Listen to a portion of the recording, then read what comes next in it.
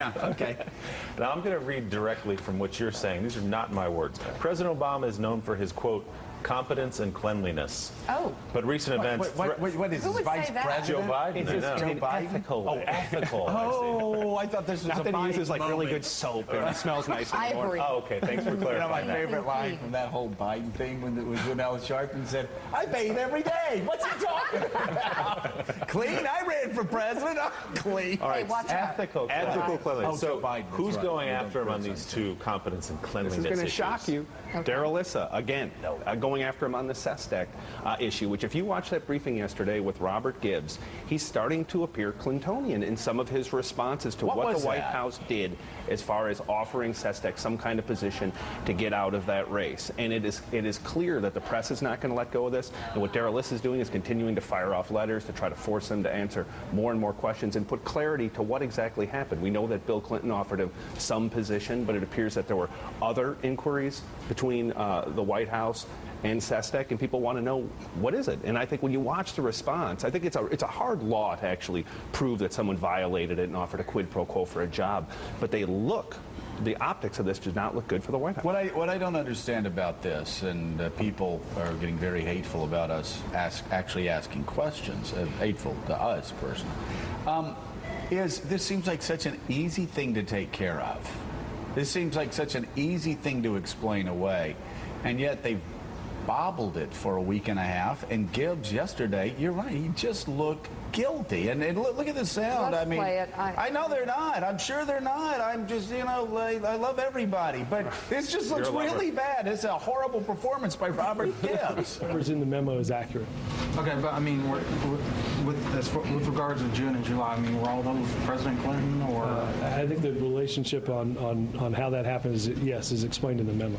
But the memo had said that this would be a position he could serve in the House and serve on a presidential advisory board. Correct. Was that? Well, how could he get on the board? How would that work? He couldn't. So why would you offer that? That wasn't the offer then. I refer you to the memo. What position? What board was it then? Do you know? I'd refer you to the memo. Well, he didn't think it was coming. I mean, What do you mean? It comes every day. He didn't seem very prepared for that line of questioning. But isn't there a question of timing here? Correct me if I'm wrong, because Joe Sestak was for a long time saying, I'm thinking about getting in. He was never a declared candidate. Right. So doesn't the declaration of I am definitely running against Arlen Specter change the whole paradigm of this? It's not clear, but the problem is there's a real gray zone in the law. But if you look at the law and actually read the text of it, it's not that long, and it basically does say if there is a quid pro quo to try to influence a political decision or a nominating process or a primary process, that it can be construed as being illegal. Now, that's almost impossible to prove because you'd have to have an email or something saying, hey, I am offering you this specific position for you to get out of this race. So let's back up one step, because this has been one of my frustrations. I don't think anybody's going to ever get arrested on this. Let's back up and answer the next question, which I think in the end is the important question. Why are they taking something that could be so easily explained away? And it could. I guarantee you, two political pros on Capitol Hill would have taken care of this in 5 minutes. All right, you remember the offer I made to you? It wasn't what they're saying. No, it wasn't. Let's hold the press conference, and it'll be over. They can't put this away, and Gibbs can't answer the most basic of questions about this. But the answer is obvious, the setback is why?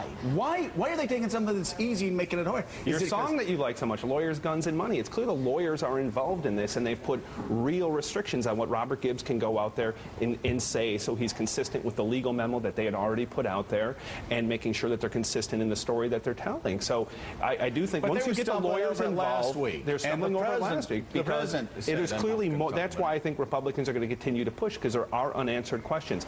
Were there any other contacts between the White House or people operating on behalf of the White House with Joe Sestak? It seems clear from that memo and from other reporting that there might have been. So who made that contact? What was offered? To clarify, Bill Clinton made an offer, and there's a belief that other people followed up with that offer, because it was like some lame President's Commission on donut safety or something like that. Right.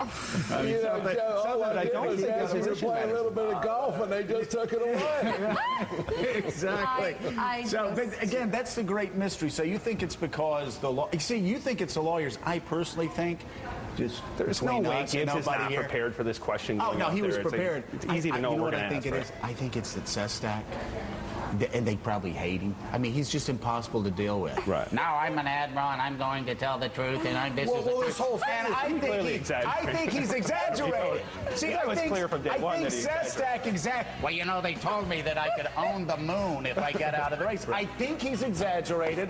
And so they're sitting and they're going, okay, do we call this weasel out and lose the Pennsylvania Senate race? Or do we just sit here and do this very awkward shuffle? You know, they told me that if I didn't run, I could play shortstop for the Boston Red Sox. Clinton, Gore, and parsing legal language. We're back in